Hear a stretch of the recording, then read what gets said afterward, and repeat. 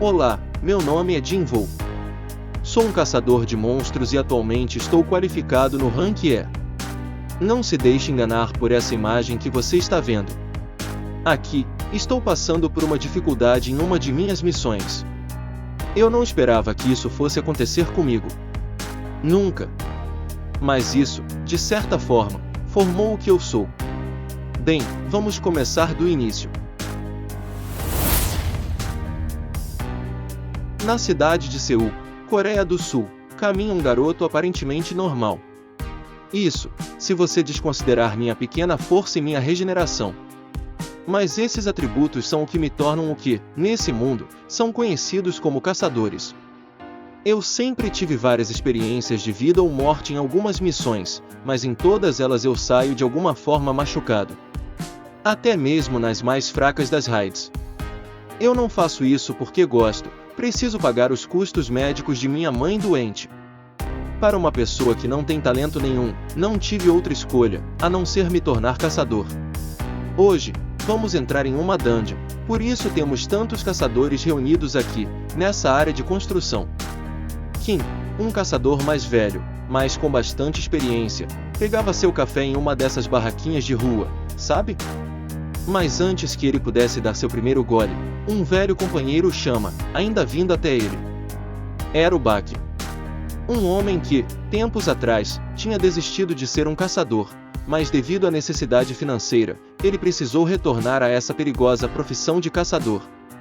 Sua esposa estava grávida de seu segundo filho, e nada como uma raid para conseguir uma grana extra, né? Bak estava preocupado, já que a última vez que ele atuou como caçador foi muitos anos atrás, e depois de tanto tempo passado, suas habilidades e condição física já não eram mais as mesmas. O que já não era bom nem no seu auge. Jinvoo chega ao local de encontro dos caçadores, todos se preparavam para a missão, enchiam a barriga e trocavam informações. Já na entrada da área de construção, um rapaz cumprimenta Jinvoo, desejando bom trabalho hoje na raid, e ele responde de forma carismática que também estaria nas mãos dele hoje. Kim gritou de longe quando avistou ele, perguntando se já havia comido hoje, e ele assentiu que sim, agradecendo a ele por sua preocupação. Bak ficou encabulado com o tratamento que Jinvoo recebia de todos, e deduziu que ele deveria ser um caçador muito forte, já que todos estavam tão felizes em vê-lo.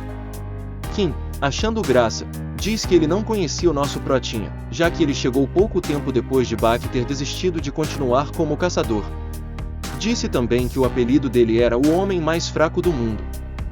Bak parecia não acreditar e perguntou se não era só uma forma de pegar no pé dele.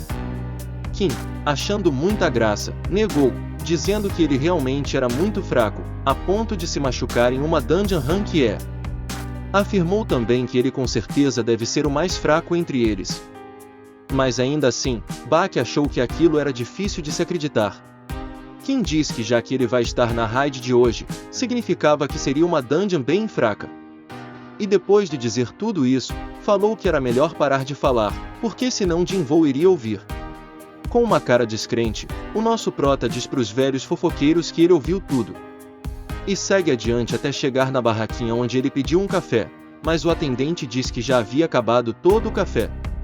Ele então saiu murmurando, deixando o atendente se desculpando aos gritos. Mas quem gritou de verdade foi a senhorita Jurê, quando viu que estava com 2 machucados em seu rosto. O prota se fingiu de surpreso, e com a intenção de mudar de assunto, perguntou se ela também iria nessa raid. A senhorita então, percebendo a malandragem do protinha, respondeu que era claro que ela ia, mas que isso não era o problema, e sim o fato dele estar machucado de novo. Ele percebeu que não ia conseguir enrolar ela, então explicou o que aconteceu enquanto ele estava em uma caçada, e que na verdade foi até necessário ele ir para o hospital. Ela fez uma cara quando ele disse que era uma dungeon rank E. E somente ele saiu machucado de lá. Todos os outros caçadores eram de ranks mais altos e por isso eles não chamaram nenhum curandeiro. Jurê ficou inconformada porque eles não levaram, somente porque eles eram mais fortes. O prota disse que estava tudo bem, que era porque tinha só ele de fraco. E que já estava acostumado com esse tratamento, e que ela não deveria se preocupar com isso. Rapidamente ele levantou e, dizendo que parecia que todos já estavam prontos para entrar na raid. e que eles deveriam se juntar aos outros também. Quando todos estavam reunidos na frente do portal da raid, um caçador com aparência de um pouco mais velho ficou na frente do grupo e, dizendo que não era o mais qualificado para esse trabalho, mas se todos concordarem, ele gostaria de assumir o papel de liderança. O grupo então sem hesitar disseram que não haveria problema, já que o Sr. Song era de rank mais alto de todos ali. Ninguém parecia se opor à ideia, o nosso Protinha pediu para que ele tomasse conta de todos. E assim um a um passaram pelo portal. O Kim, a um passo de adentrar na dungeon, pediu para Jinvoo que tentasse não se machucar, ele assentiu que sim, e determinado a dar o seu melhor, mergulhou o portal adentro. Parado ali em pé, 2 funcionários que trabalharam naquela área de construção, olhavam a equipe adentrar na dungeon. Um deles se lamentava por ter acabado o café bem na vez do Jinvoo. O outro funcionário reconheceu quem era, como o caçador mais fraco do mundo. E perguntou ao seu colega qual era o nível daquela dungeon. Este respondeu que era de nível D, mas ele nunca viu o nosso Protinha voltar de uma raid sem ferimentos. Mas ele não achava que aconteceria algo, que aquele grupo não desse conta. Dentro da raid, a primeira visão que temos é de Jorre curando o joelho todo ferrado do Prota. E questionando por que para ele é tão importante trabalhar como caçador. Ele iria acabar morrendo se continuasse a lutar da forma que ele luta. Ele, triste e cabisbaixo com a situação, pede desculpa. Mas ela continua dizendo que não está falando isso duvidando de seu potencial, e sim porque ela está preocupada. E tem muito medo de que algo aconteça com ele. Enquanto Jorre curava o Protinha, o pau quebrava ao redor deles. O Sr. Song, com muita habilidade, lançou um ataque de fogo com sua mão direita, incinerando um monstro por completo. Já o Sr. Kim brandia uma espada de 2 mãos, e com perspicácia, enterrou dentro da boca de outro monstro. Jorre ainda curava o Protinha, e dava graças que a raid estava perto do fim. Jinvoo evitava olhar para ela. Com medo de suas indagações, ele observava o restante do grupo de longe se reunindo depois de matar todos os monstros do local. O Sr. Song fica aliviado por ter finalizado, enquanto Kim zoava o Bak por ainda estar vivo, e este respondia que foi moleza. Não adiantou o Protinha desviar o rosto, Jorre perguntou mesmo assim, por qual motivo ele não desistia de ser um caçador.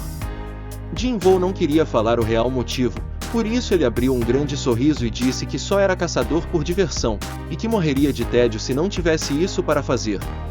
Jorre ficou pé da vida com a resposta dele, e que se ele continuasse com essa história de diversão ele seria mandado direto pro pós-vida.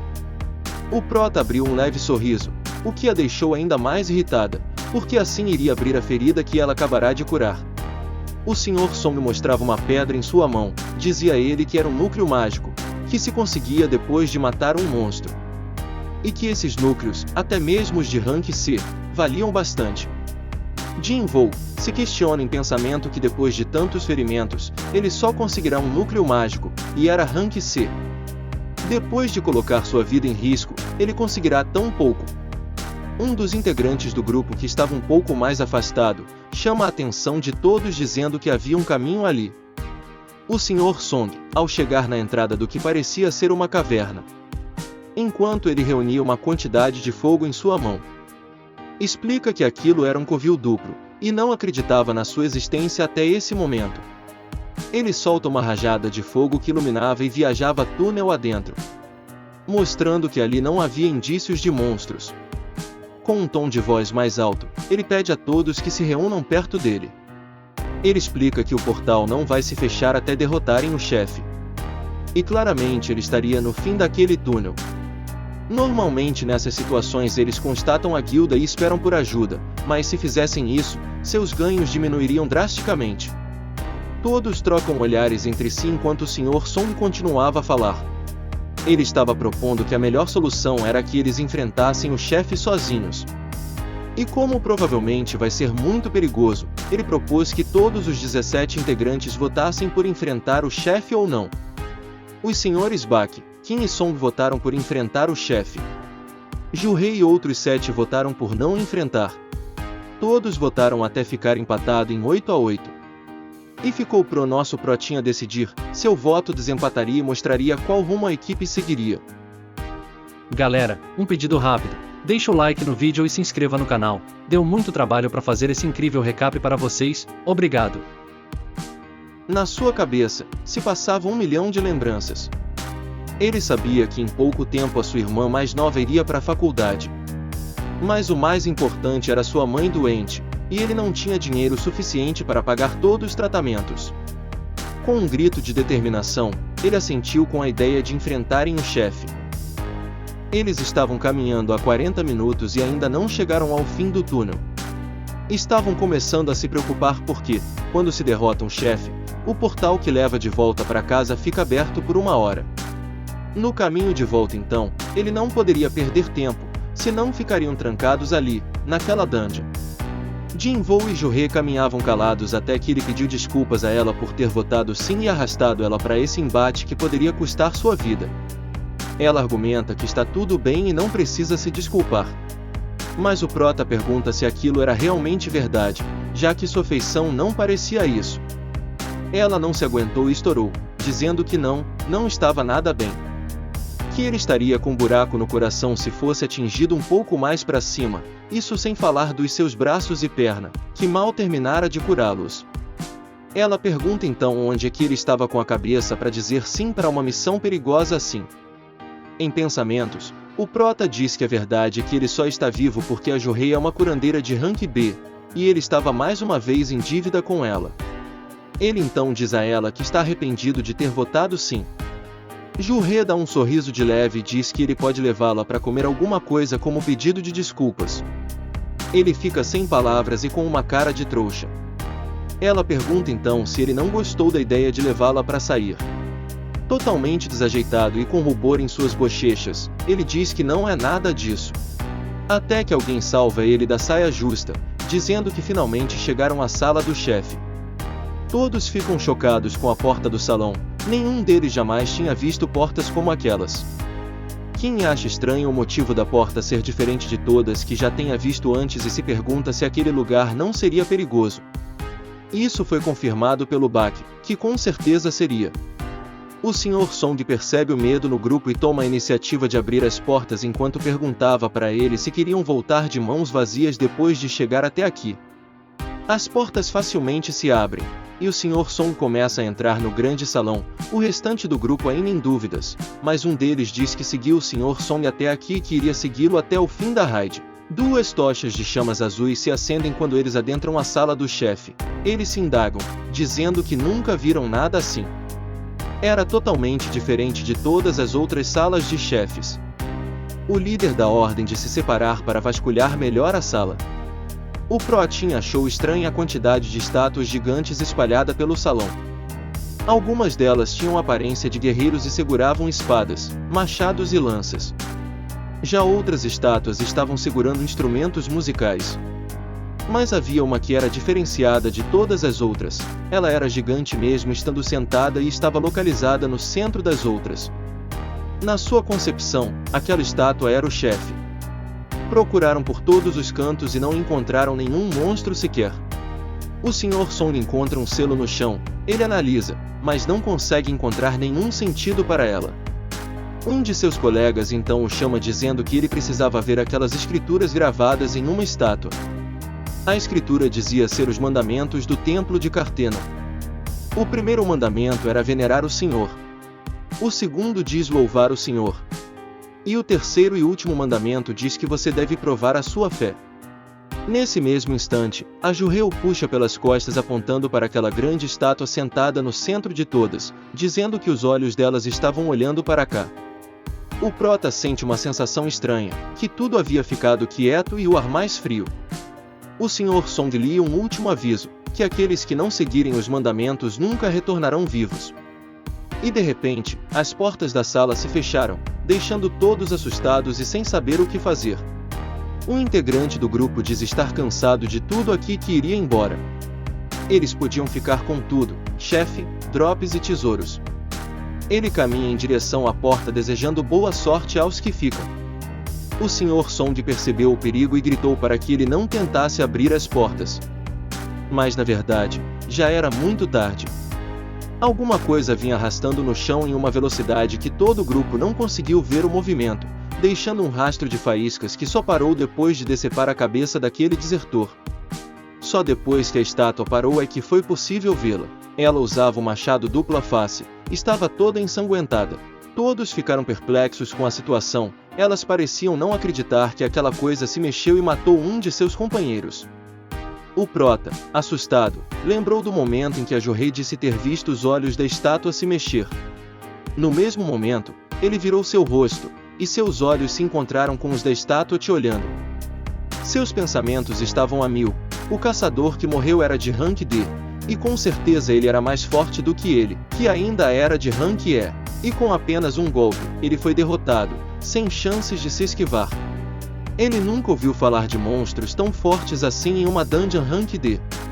A essa altura, ele já nem sabia se ali era realmente uma missão de rank D.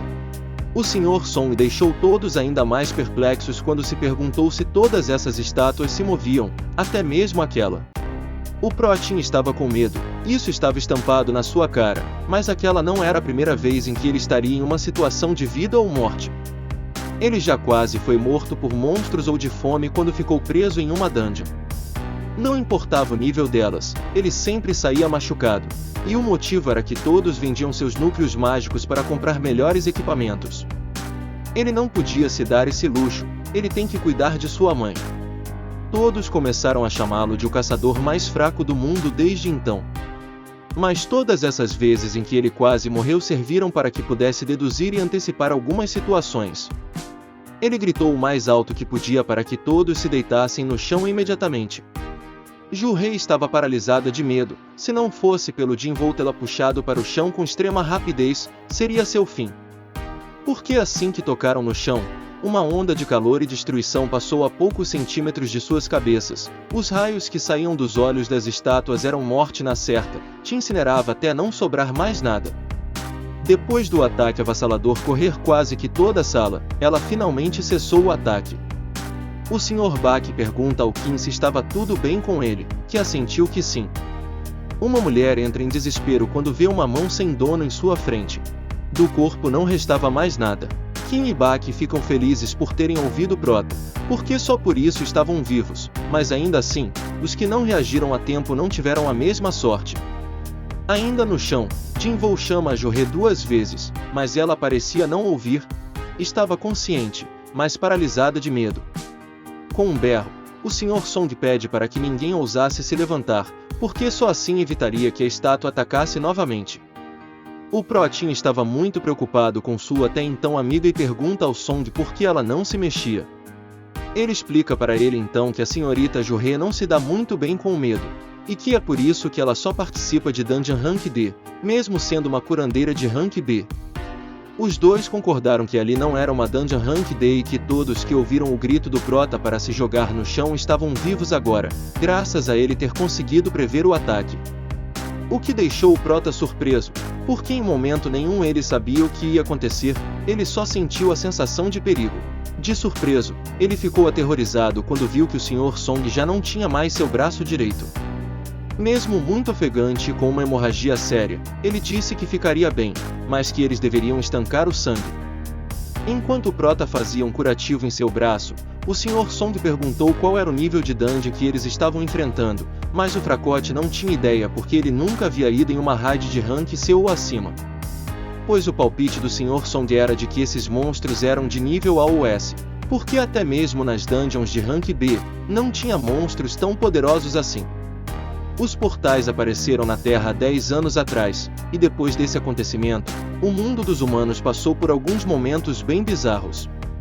Um exemplo disso são aqueles que receberam o poder de atravessar o portal para o mundo dos monstros, que hoje se declaram caçadores. Seu nível de força continua o mesmo depois de se tornar um caçador. Jinvou também passou por essa mudança, mas sua força só foi suficiente para se tornar um caçador de rank E. Mesmo ele sendo mais forte que a maioria da população humana, sua força não se equiparava aos outros caçadores, até mesmo os de ranks mais baixos. Não é comum, mas às vezes atrás de um portal pode esconder um sinistro, desesperador e insano monstro, que aparece do nada. O Prota pergunta para o Song se ele iria ficar bem, mesmo sangrando tanto por causa do seu braço decepado. Ele responde que nada poderiam fazer, não é mesmo? Ele se questiona que, por ser uma dungeon rank D, ele chamou somente 3 curandeiros. Um foi morto de forma que não sobrou nada do corpo, e os outros 2 estavam paralisados de medo. Nem mesmo a senhorita Jorre, que era de rank B, estava acostumada com embates desse nível. Ele chegou à conclusão então que o melhor a se fazer era ficar paradinho, porque assim parece que nenhuma das estátuas ia atacá-los. E quando a situação estivesse mais sob controle, eles correriam para a porta, mesmo que isso também não seja fácil, por conta do guardião parado na porta. Nunca foi intenção deixá-los escaparem. Todos estavam abalados de alguma forma, alguns paralisados de medo, e outros que não conseguiam parar de chorar. Somente um caçador ousou se mover, ele se recusava a morrer dessa forma, logo agora que se juntou a uma grande guilda. Ele estava preparado para ir com tudo, e mesmo com o Sr. Song gritando em contradição, ele não se deteve. Ele estava extremamente confiante em sua força, e se de tudo alguma coisa desse errado, ele contava com sua super velocidade para poder se esquivar de qualquer perigo que pudesse aparecer. Ele se lançou em direção à porta do salão. E com um impulso, sua velocidade chegara a um nível impressionante. Os olhos da estátua maior ficaram com os olhos amarelos, mostrando que ali estava se concentrando uma grande quantidade de energia. A poucos metros de alcançar a porta, uma onda de calor incinerou todo o seu corpo, iluminando todo o salão. E todos ali presentes puderam presenciar um ataque tão avassalador que sobrara somente os pés daquele caçador, que mesmo em alta velocidade, não foi o suficiente para escapar. Todos ali provaram do medo de morrer a qualquer hora, e sem poder fazer nada para impedir. Seja concortado ao meio pelo guardião que guardava o portão principal, ou incinerado pelo raio de calor atirado pelos olhos daquela estátua maior. Poderiam matá-lo a qualquer momento e sem dificuldade nenhuma. Então, por que eles ainda estavam vivos ainda? Um atacava quando alguém chegava perto do portão, o outro quando alguém se mexia. Foi quando nosso Protinha concluiu que existia um padrão de ataque. E se existe um padrão é porque existe uma regra nessa sala de chefe. Ele se virou para olhar para a estátua que tinha gravado os mandamentos de Cartenon. Ele imediatamente pergunta ao Sr. Song, qual era mesmo o primeiro mandamento. Ele demorou um pouco para entender do que o Prota estava falando. Mas conseguiu se lembrar que era, venere ao Senhor. Na sua cabeça tudo fazia sentido agora, e ele também sabia que não fazia sentido ficar ali agachados até morrerem de fome. Seu rosto enquanto se levantava mostrava a determinação de um homem que não tinha medo da morte. O Sr. Song começou a indagá-lo, mas parou quando percebeu a determinação estampada em seu rosto. Ele entendeu que os ataques da estátua não eram por se mover. Ela começava a atacar a uma certa altura, e pôde comprovar isso quando se levantou e os olhos da estátua se encheram de energia. Mas se dissipou quando ele se prostou diante dela. Ele grita para todos se curvarem para a estátua, o que deixou todos sem entender nada. Alguns perguntaram se ele tinha enlouquecido, mas o Song presumiu que ele devia ter descoberto algo. O Prota assentiu que sim. A estátua só atacava quem ficasse em pé diante dela. Mas o primeiro mandamento diz, venere ao Senhor. O que na análise do Protinha era exatamente se curvar para a estátua. Era só uma intuição, mas os olhos inflamados das estátuas se dissiparam quando todos à sua frente se prostraram diante dela. Alguns ainda se perguntavam se poderiam sair daquele lugar somente se curvando, mas não tinham mais nenhuma ideia do que fazer. A feição daquela estátua se tornou um sorriso medonho, mas com aquela reação, alguns deduziram que tinham vencido o embate, por isso se levantaram com a impressão de que estava tudo bem agora. E um após o outro, foram se levantando e dizendo que tudo havia terminado e que eles sairiam vivos daquele lugar. O Protinha conseguiu prever que ainda não tinha acabado. Antes mesmo dela começar a se mover e fazer tudo tremer parecendo um terremoto, o pavor voltou aos olhos do grupo quando perceberam que ainda não havia terminado todo esse inferno. E piorou ainda mais quando a estátua se levantou e puderam ver todo o seu tamanho que era colossal. O Sr. Song desesperado perguntou ao Prota se ele não tinha mais nenhum plano, mas a situação era tão complicada que não estava conseguindo pensar em nada. A estátua apresentava um sorriso demoníaco, e alguns integrantes do grupo, já desacreditados de alguma chance de vida, não fizeram nada quando mais uma vez aquele pé gigantesco esmagou mais alguns do grupo. O prota, conseguindo se concentrar de novo, gritou para todos que nesse lugar havia mandamentos. E que o primeiro era venerar o Senhor. A segunda era louve ao Senhor. Um integrante do grupo rapidamente captou a ideia e disse que poderia deixar com ele. Um tempo atrás ele já fez parte do coral da igreja. Ele, em pé diante da estátua, começou a recitar uma oração. Aproxime-me do Senhor e derrame suas bênçãos sobre mim, e as fraquezas dentro de mim serão extinguidas. Os senhores Bach e Kim se perguntavam se aquilo estava funcionando, mas aparentemente a estátua parecia estar mais devagar. O prota, analisando toda a situação, logo entendeu que não estava funcionando, que aquele cara estava orando para o Deus errado. E de olhos fechados e focado em sua oração, nem viu quando for esmagado que nem um mosquito. Uma mulher solta um grito ensurdecedor, e todos ali correm para salvar suas vidas. Não havia um lugar a salvo para onde correr dentro daquela sala do chefe. A mulher, que ainda gritava sem qualquer outra reação, também era esmagada. O prota rapidamente agarra a mão da Jorê, puxando ela na direção oposta do perigo iminente, enquanto o Sr. Song dizia que era muito perigoso ficarem juntos, e que todos deveriam se espalhar pela sala. Jinvoo concordou com ele em partes. Eles poderiam sim se separar, mas ele e a Jorê não iriam se separar de forma alguma. O Sr. Bach corria como nunca, e enquanto chorava vinham memórias em sua mente. Lembranças de sua esposa pedindo para ele deixar de ser um caçador e arrumar um serviço mais seguro, agora que eles têm 2 filhos. Ele parou perto à porta do salão, certo de que ali era seguro. O Sr. Kim de longe gritou para ele se virar quando avistou o perigo. O Sr. Bach tentou se virar quando ouviu o alerta de Kim, mas tudo o que viu foi a imagem diante de seus olhos se dividir em 2. Um cavaleiro com um golpe de cima para baixo, dividiu o Sr. Bach em 2 como se fosse manteiga. O prota não parava de martelar na sua cabeça o segundo mandamento, mas aquilo não fazia sentido. Como eles louvariam se nem podiam parar para isso? Aquilo não era um deus e sim um demônio.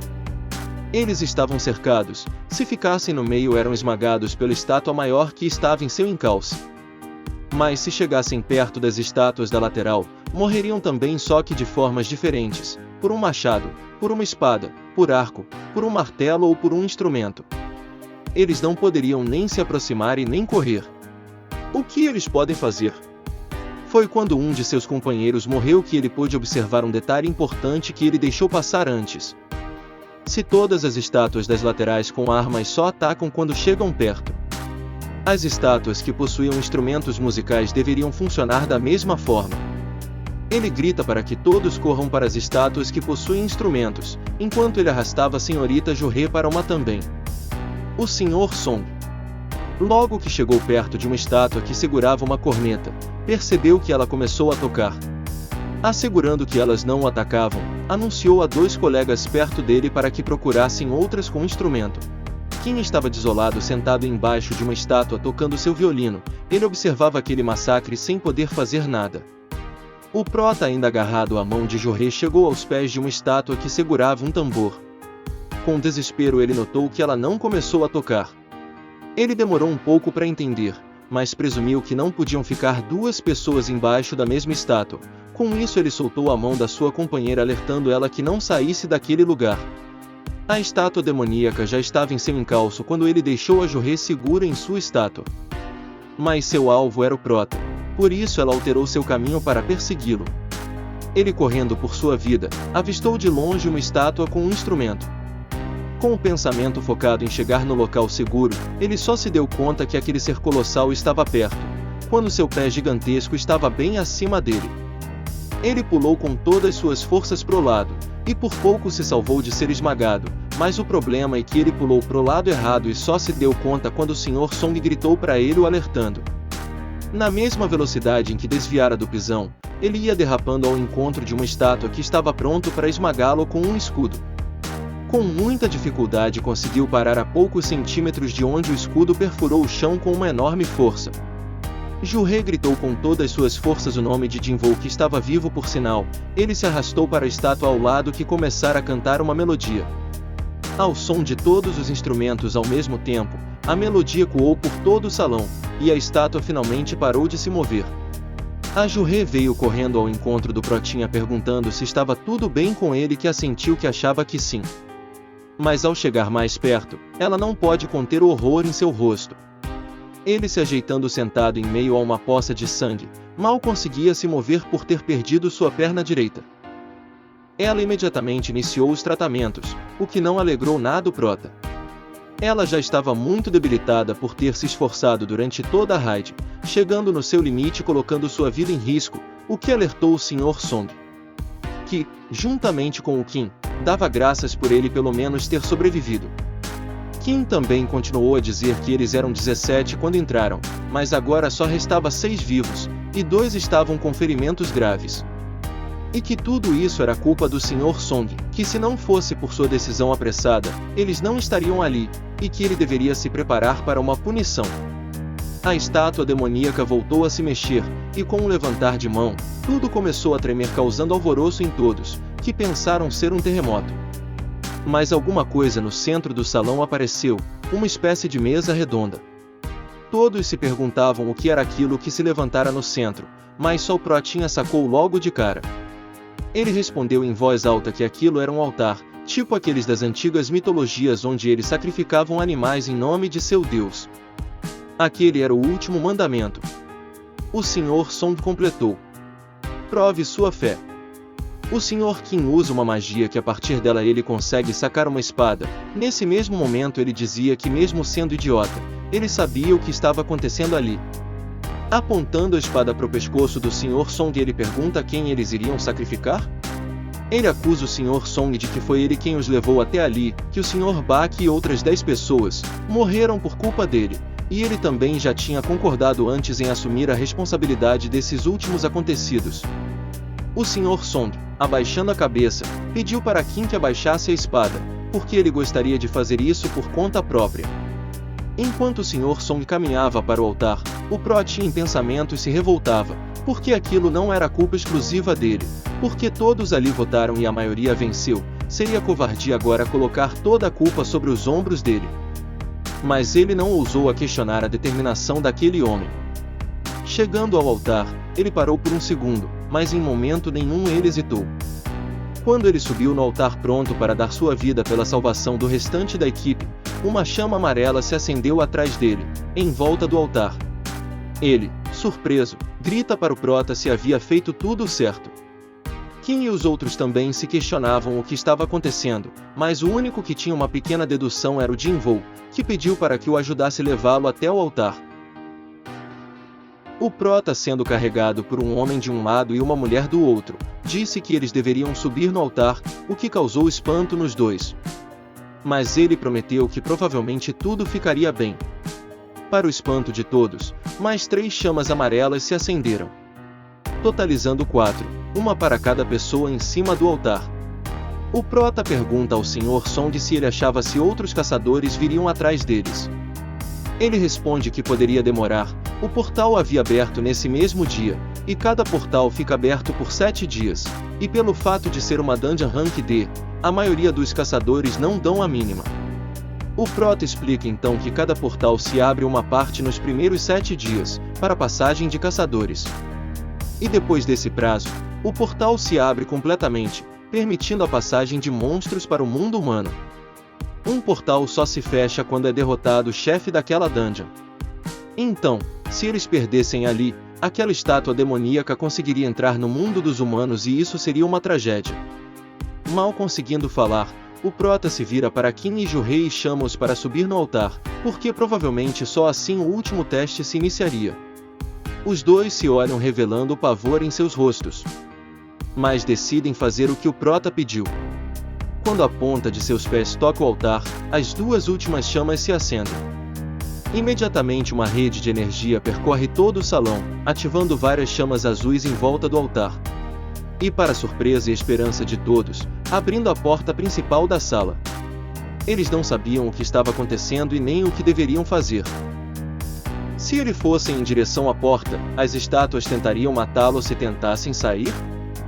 Os pensamentos de todos estavam a 1000 por hora, mas em questão de poucos segundos, O desespero inundou tudo. Todas as estátuas ao mesmo tempo começaram a se mover em suas direções, e cercado por todos os lados a um passo por vez, todas elas se aproximavam. O prota forçava sua atenção ao limite, olhava para uma estátua e outra do outro lado. Analisava tudo o que acontecia. Ele fala para Jorré não fechar os olhos, que por medo tapar o rosto inteiro com as mãos. Kim percebe que tudo o que estava acontecendo se assemelhava a uma brincadeira de criança. Toda vez que tiravam os olhos das estátuas, elas se aproximavam, mas mantinham paradas se você não tirasse os olhos dela. De pouco em pouco tempo, uma chama azul se apagava. Eles ainda não sabiam o que isso significava, mas sabiam que não podiam mais tirar os olhos das estátuas se quisessem continuar vivos. Atrás do prota, uma mulher em desespero total grita e sai correndo em direção à porta, ao mesmo tempo em que o prota tentou impedi-la de correr, temendo a segurança dela. Uma chama amarela se apagou. Ela corria a uma velocidade normal, mas sem dificuldade nenhuma conseguiu atravessar todo o salão e, por fim, a porta. Sem entender nada, todos se perguntavam como era possível. Ela conseguiu passar, mas ao mesmo tempo, as portas se fecharam um pouco. O prota começou a refletir e repassar todas as informações que já obtiveram. Uma chama azul se apaga de tempos em tempos, e uma chama amarela se apagou assim que ela saiu do altar. Ao mesmo tempo, a porta também se fechou um pouco. O primeiro mandamento era venere ao Senhor, o segundo mandamento era louve ao Senhor. Pelo menos todas as etapas até aquele momento não foram grandes enigmas. Mas aquela porta aberta era uma grande armadilha, uma falsa esperança. A porta se abriu assim que todas as chamas amarelas apareceram, fechando um pouco a cada chama amarela apagada, fechando totalmente quando todas se apagarem. Prove sua fé, significa mesmo que meio que esteja em meio ao terror e ao perigo, e com doces tentações. Você mantém sua fé. Um pedido de desculpa do gordinho ao seu lado interrompe seus pensamentos. Ele diz que não consegue ficar ali por mais tempo e empurra o prota para dar livre caminho em direção à porta. Ele corre lento, mas sem dificuldade nenhuma ele também consegue passar pelo salão e pela porta. O prota grita para não se moverem, ninguém mais poderia sair dali, porque não haveria pessoas suficientes para evitar o avanço das estátuas. O Sr. Song questiona o prota e pede para que ele explique. De forma convicta ele diz que tudo o que eles precisam fazer é manter as estátuas paradas até todas as chamas azuis se apagarem. Eles funcionam como um contador, que quando chegar a zero todos poderiam sair dali. O Sr. Kim pergunta se ele tem certeza do que diz. Porque quando todas as chamas azuis se apagassem, as portas também poderiam simplesmente se fechar, condenando todos ali à morte. O prota fica surpreso com essa possibilidade que não tinha passado pela cabeça antes. E o Sr. Kim continua dizendo que ele nunca esperou nada de alguém fracote como o protinha. Um monte de gente morreu quando entraram nesse salão, mas os que estão vivos eram por causa dele. Tudo por ele conseguiu decifrar cada enigma dos mandamentos. Kim também agradece ao prota por estar vivo, mas com as lágrimas escorrendo pelo seu rosto, ele fala que tem família e não consegue mais ficar nem mais um minuto ali. Soltando a sua espada no chão, ele pede desculpa e mesmo sendo repreendido pelo protinha, ele dispara em direção à porta. Grilado, o prota diz que a ironia dele de dizer obrigado por salvar a vida dele, enquanto ele os condenava à morte, era uma piada de mau gosto. Com isso, mais uma chama se apaga e agora só resta 3 no altar. O Sr. Song faz uma observação que com isso as portas já estão quase se fechando, mas se pelo menos um ficasse ali, as portas não se fechariam, por isso os dois deveriam se salvar também. Ele pede para que a senhorita Jorré pegue o prota e saiam daquele lugar, mesmo ela concordando em fazer o que ele pediu. Ao tentar se movimentar, ela cai sentada ao chão, dizendo que suas pernas não a obedecem mais. O protinha, com uma tristeza que assolava seu rosto, diz ao Sr. Song que ele deveria pegar a senhorita Jorré e dar-o fora dali. Ela estava sentindo os efeitos colaterais de ter usado mana demais, e ele não conseguiria andar com somente uma das pernas.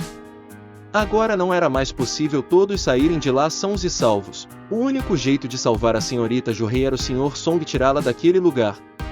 Ela, chorando, discorda dessa ideia do prota, dizendo que se ele fosse ficar ali, ela também ficaria. O prota diz que estava devendo um jantar para ela, e por isso entregou o único núcleo mágico que tinha, dizendo para ela comer. Com o rosto desolado e as lágrimas que não paravam de escorrer, foi pega de surpresa com um golpe na nuca, que a nocauteou. Era o Sr. Song, dizendo que não havia muito mais tempo sobrando. Ele a segurou em seu ombro e, dando adeus ao Jinwoo, caminhou até a porta do salão. Tudo que o Prota pediu ao Song era que ele cuidasse dela, em troca de ele ficar ali para salvá-los. E dá graças a Deus que todos os outros ficaram bem, e somente ele vai morrer nessa última provação. Escorado no altar, ele diz que se soubesse que algo assim aconteceria, ele teria feito um seguro de vida. Mas ele ainda não tinha se entregado completamente ao destino da morte. Ele pegou a espada que Qin havia deixado para trás e disse a si mesmo: "Vou levar pelo menos uma dessas estátuas comigo." Sua determinação era memorável apesar de estar extremamente debilitado, com uma perna decepada contra uma série de estátuas que vinham para cima ao mesmo tempo. Seu olhar não tinha sinal nenhum de medo, até que uma das estátuas já estava perto o suficiente para atravessá-lo com uma lança. Sua determinação se esvaiu, somente a dor ficou. Deitado em cima daquele altar, seu sangue jorrava por todos os lados, e murmurando com todas suas forças repetidas vezes que não queria morrer, todas as lembranças dessa raid passaram como um filme em sua mente. Diante dos seus olhos, uma estátua de cavaleiro brandia sua espada de cima para baixo com tanta força que ele sabia que seria o último golpe. Chorando, ele murmurou que só queria mais uma chance. Uma onda de choque percorreu todo o salão, fazendo com que todas as estátuas paralisassem. Uma notificação apareceu em sua frente, ele ainda não entendia nada. Com dificuldade, conseguiu ler que ele havia completado todos os requerimentos necessários para a quest secreta. A coragem do fraco. Um som que ele não sabia de onde vinha começou a soar, dizendo que havia adquirido o direito de se tornar um jogador. Você aceita ou recusa? Caso recuse, seu coração irá parar de bater em 2 segundos. Com essas informações, ele deduziu que se aceitasse ele não iria morrer. Então, ele decidiu com toda a força que ele tinha que iria agarrar essa oportunidade. Com uma mensagem de bem-vindo jogador na sua tela, o altar começou a brilhar uma luz dourada em volta de seu corpo, aumentando gradualmente e já iluminando toda a sala do chefe. E assim ele acorda com um susto em um quarto. Com um impulso, ele sentou na cama, ainda ofegante e assustado com lembranças, mas para ele não passava de um sonho. Analisou todo o quarto e o reconheceu com facilidade, já que ele esteve em um hospital inúmeras vezes. 2 homens de ternos que ele nunca viu antes adentraram em seu quarto, dizendo que ele finalmente acordou. Ele pede desculpa por ter assustado Protinha, já entregando um cartão a ele para responder quem são eles. Olhando o cartão que dizia Inspetor da Guilda Caçadores da Coreia, o Prota perguntou o que eles queriam com ele. Ele se assusta quando os inspetores revelam para ele que estava dormindo há 3 dias. E que Ju-hei e o Sr. Song estavam bem, mas que a perda do braço dele iria dificultar sua vida como caçador. Já Ju-hei estava tendo acompanhamento com psicólogo devido ao trauma que sofreu. Ele começou a detalhar como o Sr. Qin e os outros estavam, mas foi interrompido pelo Prota dizendo que não importava. Ele assentiu e continuou a explicar que o número de pessoas que sobreviveu a essa raid foi de 6 pessoas, mesmo sendo um trabalho perigoso, e raro acontecer um massacre assim. Que quando os inspetores e a guilda do Tigre Branco chegaram ao local, só havia o Prota deitado em um altar. Tudo o que os outros sobreviventes relataram já não estava mais lá. O Protinha ficou surpreso, dizendo não acreditar. Mas o inspetor continuou a dizer que eles não tinham entendido nada. Mas todos os depoimentos dos sobreviventes bateram sem contradição, e foram encontrados os restos do massacre que houve ali. Por esse motivo, eles acreditam que talvez o Prota pudesse ter recebido a ascensão dupla. Todo caçador se consolida quando recebe sua primeira ascensão, mas em alguns casos mais raros alguns caçadores recebem uma segunda ascensão. Existem relatos de casos onde caçadores Rank C, indo direto para o Rank A, ou Rank B indo direto para o Rank S. Os inspetores então colocam um aparelho na frente do Protinha. Era um detector de poder mágico, ele só precisava colocar sua mão sobre o cristal de mana. O inspetor suspeitava que se os monstros tão fortes quanto os sobreviventes relataram não estavam mais lá, uma das explicações era que o Prota tivesse avançado em sua ascensão e derrotado todos ali, já que ele era o único que restava no salão quando os reforços chegaram. Isso era bem possível, mas parece que não era esse o caso, já que quando Prota colocou sua mão sobre o cristal de mana, a pontuação chegou a 10 de força, sendo que os mais fracos dos rank geralmente chegam a 60. Decepcionado, o inspetor diz que suspeitaram do Prota sem necessidade, já saindo do quarto sem mais satisfação. O Prota fica com cara de quem não entendeu nada e se perguntando se eles não tinham visto essa enorme notificação em cima de sua cabeça. Ele levanta o cobertor e confere sua perna que havia sido decepada e palpa seu peito onde fora perfurado, sem esboçar reação nenhuma. Ele diz que não sabe diferenciar o que era realidade ou sonho. Ele se questiona se deveria ter contado à dupla de inspetores sobre essa notificação.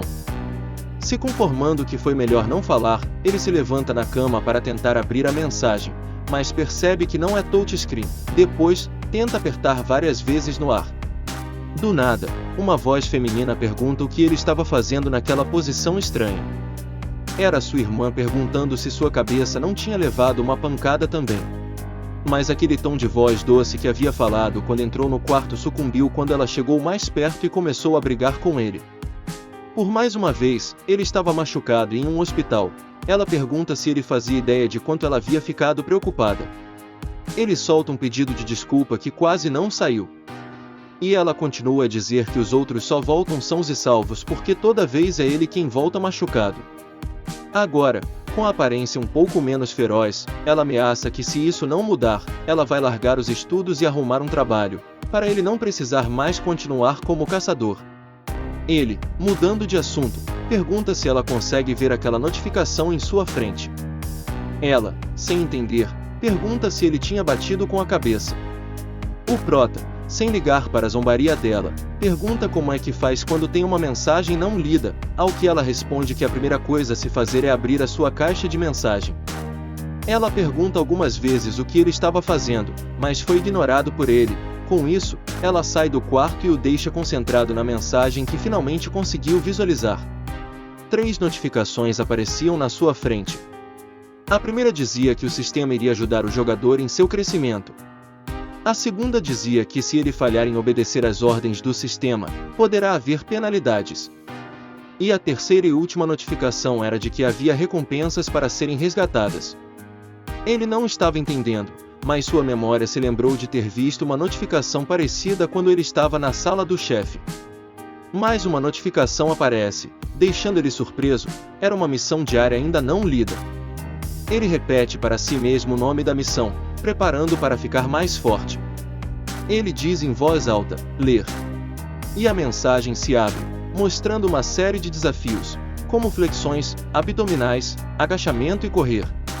E uma mensagem de que a missão deveria ser terminada dentro do prazo, senão haveria punições.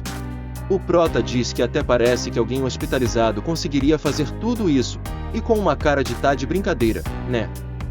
Ele se deita e vai dormir. As horas vão passando, e o Prota ainda estava dormindo, até que o contador chega a 0. Uma notificação aparece dizendo que o tempo se esgotou e ele será mandado para a zona de punição. O Prota acorda então com um tremor ficando mais forte a cada segundo. Ele se assusta pensando que era um terremoto. Ele estava com a mão tocando algo sólido e duro, que em um piscar de olhos se transformou em areia. Assim, ele se viu diante de um sol escaldante em um deserto. Ele não estava acreditando no que estava acontecendo, tudo aquilo parecia um sonho sem sentido algum para ele. E quando ele sente um movimento na areia bem atrás dele, como se fosse uma erupção, ele se vira devagar para enfrentar seja lá qual for sua punição. Bom galera, ficamos por aqui nessa primeira parte dessa obra incrível. Se inscreva no canal para não perder a sequência e deixe o like para ajudar o canal a crescer. Valeu!